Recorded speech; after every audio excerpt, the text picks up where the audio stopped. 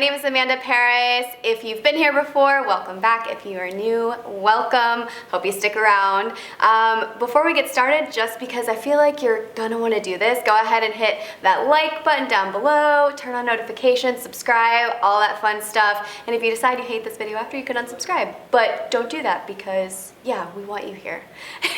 Anyway, today I wanted to talk to you guys a little bit about my journey and how I got here. I get a lot of people that come up to me and they're like, how do I do what you do? How do I get started? And that whole process. So I wanted to talk to you guys about that and becoming your own boss, you know, and how you do this thing. So I guess let's take it all the way back to when I was a little girl.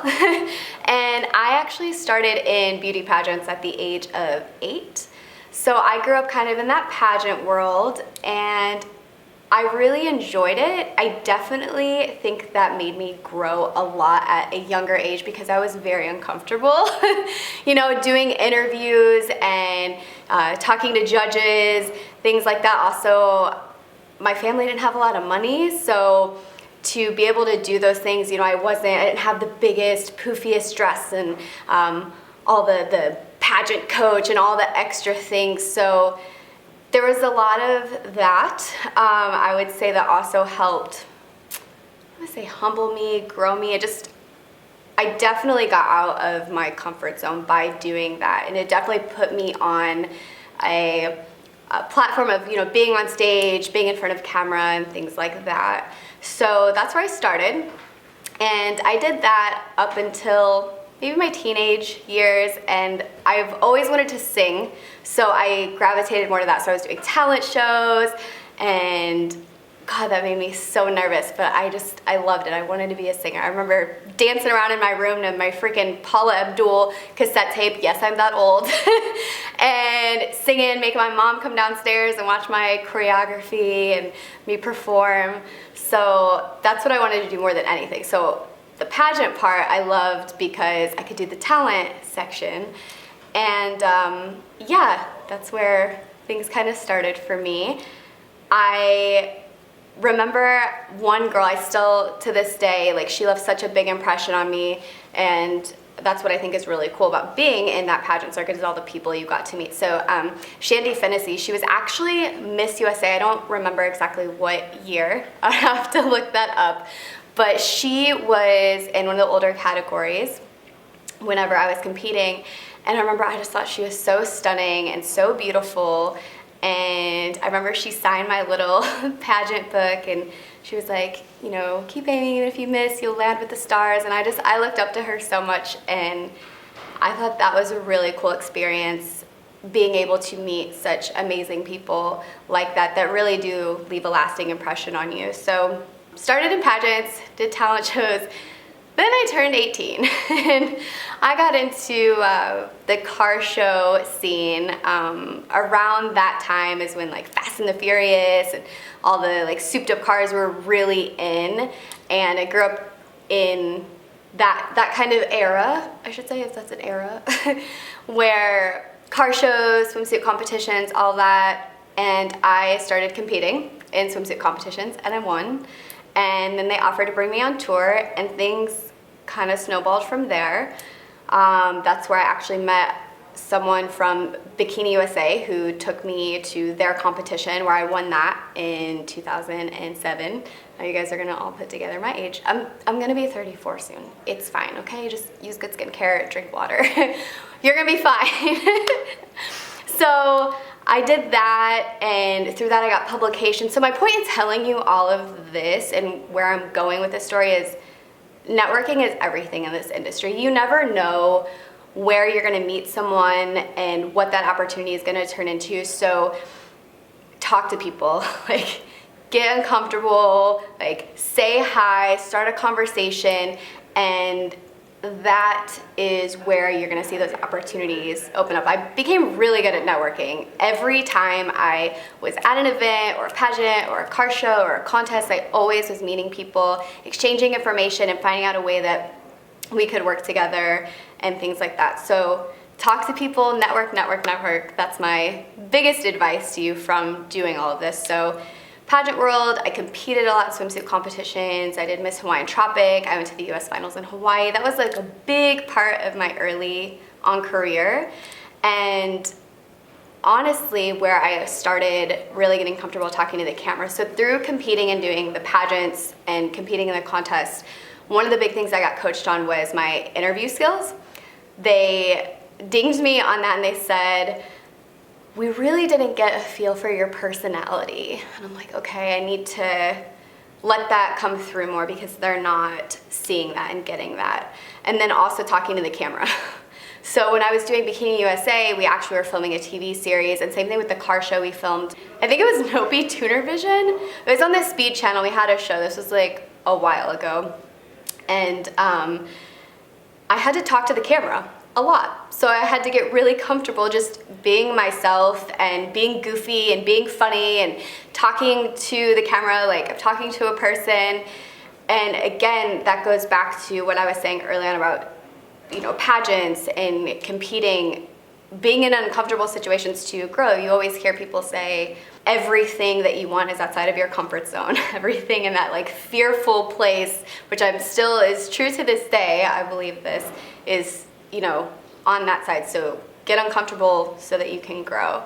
And that I feel like has all led me to this point. You know, now I'm doing YouTube, I'm talking to you guys, I do my comedy sketches. I'm really comfortable in front of a camera. I'm really comfortable going into a room of strangers that I haven't met at an event, and I know I'm gonna make friends, I'm gonna meet people, I wanna talk to so-and-so, I'm gonna introduce myself. Like, I'm not afraid anymore, and was able to break out of that shell because of, you know, my experience and how I grew up. And that's kind of the process of how I got here. Now, maybe you don't want to do pageants and things like that like I did, but my point is just, I guess, getting out there, talking to people. If you're like, I hate going to events, I hate meeting strangers, it makes me uncomfortable, that's absolutely the thing that you should do. I believe that wholeheartedly. That's where you're gonna grow as a person, and that's the only way you're gonna get more comfortable doing it. I remember at one point I was like, I'm so comfortable, like I would get terrified to sing on stage, like the adrenaline, because I didn't do it as much, but because I did so many swimsuit competitions, you could put me in a bikini on stage in front of 50,000 people. I think we're at the Atlanta Motor Speedway show that we did, that I actually won. There was like over 100 girls in this competition. You could put me on stage in a swimsuit, so I'm like half naked and I'm totally comfortable. Put me up there to sing and I'm like, okay, I have anxiety. I'm really freaking nervous. Or to do a public speech or something like that, but it's because I did that. I could freaking do it in my sleep. It was comfortable. And I think that's also what resonates with people, and they feel that energy and they're like, okay, cool, like she's vibing, we're good, all right. And yeah, so I hope that comes through in talking to you guys. So I told you my pageant story, the swimsuit competition, and how that made me comfortable speaking on camera, but I kind of skipped the middle part of how I got here. So I lived in Chicago. I'm from St. Louis originally, lived in Chicago for 7 years. Went out there for a boy. Don't ever do that, ladies, or guys, don't move somewhere for a girl. Like, chase your dreams. However, I will say I do think that, as cliche as it may sound, everything happens for a reason, and all the things that I went through have given me a lot to pull from with, you know, writing, my experiences, that it all has come into play for me now, and even with my acting, it gives me emotions and stuff to pull from. So I don't regret it, but man, I wish I moved to LA whenever I decided to move to Chicago, but I can't go back, so here we are. I left Chicago, finally moved to LA about 3.5 years ago. And when I got there, again, with the networking thing and the power of social media, I was able to network with a group of girls. So I met some models, we started shooting. I had a videographer and photographer reach out to me, and he actually used to do Vine, and he's the one that introduced me to doing comedy sketches. If you guys have been following me for a while, you probably remember me working with someone named Joe. He goes by It's Joe.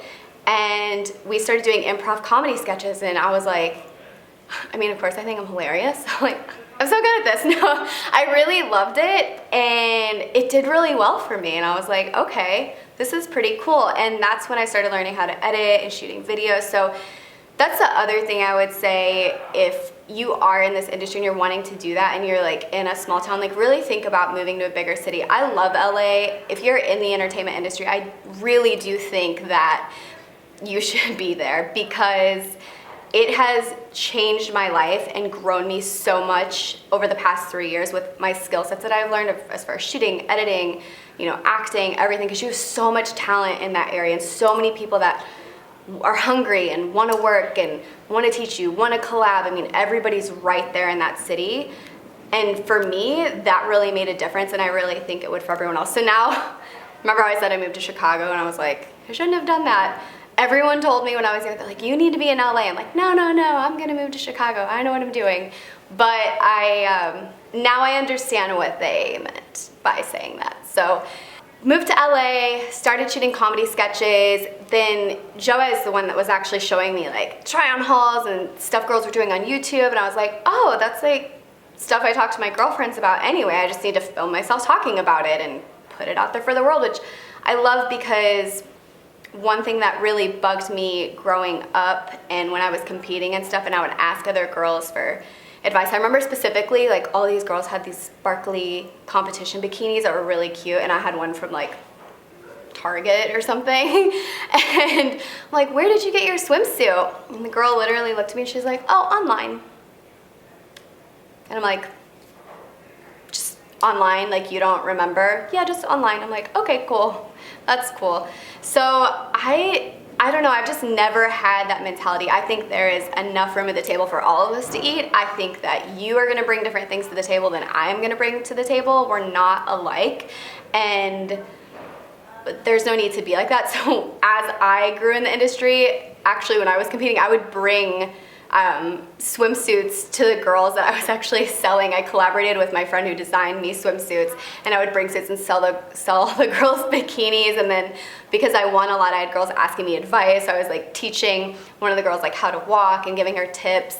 And again, I had another model ask me, she's like, why are you doing that? You know, you're just teaching her competition. I'm like, 5 different judges up there on a different day, they're gonna pick 5 other, you know, girls to be the top 5.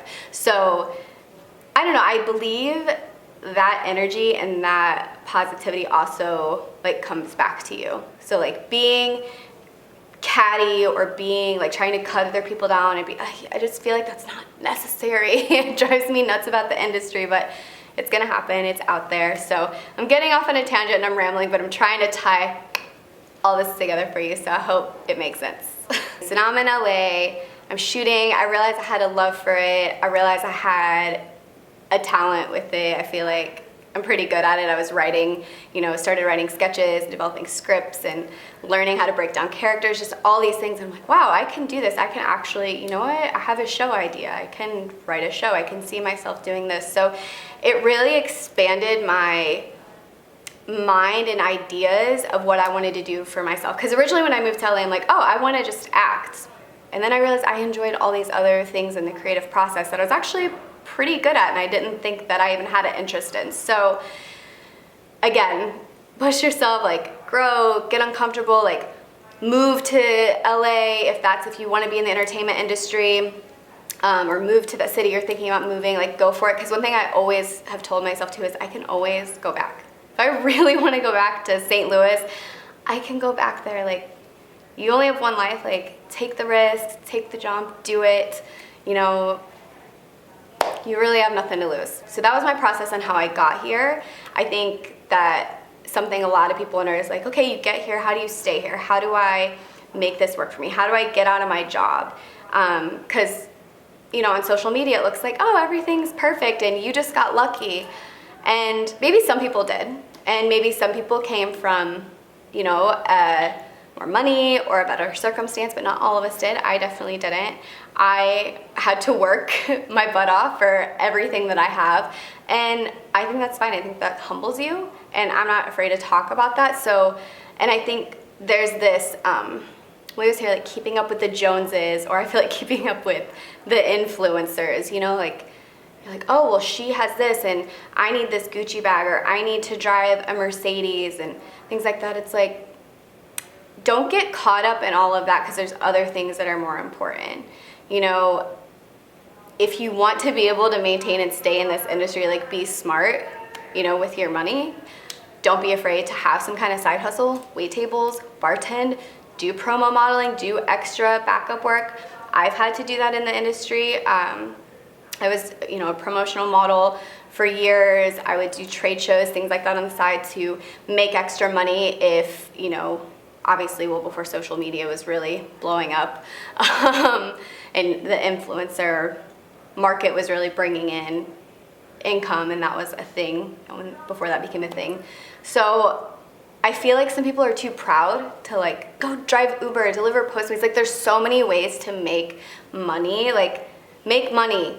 It's okay to have a job until you can do this full time. But then you also need to be disciplined to work this like a business and have a schedule. And that's what I personally struggle with myself, is you are your own boss. So you have to hold yourself accountable. It's super easy when I'm sitting at home to be like, oh no, I'm gonna just, you know, binge Netflix or do this, which take your personal time and enjoy your life, but just stick to a schedule, be disciplined, because you don't have anyone that's like, you're fired if you don't show up for work today or get this project done. So set goals, set aside time, even if it's a few hours a day to work on something, you know, to make sure that you are progressing in the process. I guess the last few things I really want to just say to you guys is that be patient. It's gonna take time, and it might take you a while to figure out like your groove. What do you like? What do you gravitate to more? Like maybe you started doing makeup and you're like, no, you know what? Comedy is more my thing. I enjoy that more. I really think it's beautiful and an amazing time right now with what social media has given us. It's really opened the doors to be able to express yourself and experiment and do your own projects and be creative. You have the freedom to do what you want instead of being put in this little box. So don't put yourself in a box. Like try different things, see what sticks, see what you like more. And then when you find that thing, run with it and be prepared to mess up. You're gonna make mistakes, but that's how you learn. And yeah, that is my tips on how to get here and stay here. And maybe yours is gonna look a little bit different, but that's how I got to this point. And it was a lot of different steps, but now we're here. And I'm really excited to see where it's gonna go. I'm excited for 2020. I had a lot of big changes happen to me this past year, including losing a really long-term relationship. And that is another thing that I will say, like jumping on the other side of that fear. It has been so positive for me. It was a really hard decision for me to make, and it was really tough. But as soon as I did that, all these opportunities started coming to me, and doors just started opening, and things were coming to me. And I'm like, yes, yes, yes, I was so scared to make that jump. And when I realized that's the only reason I was staying in my situation was because I was scared, I was like, no, this is what I have to do. And I am so excited at what is going to happen now, and all the conversations that I'm having, and my brand that I also just launched, Minimal Health. I have a fitness company.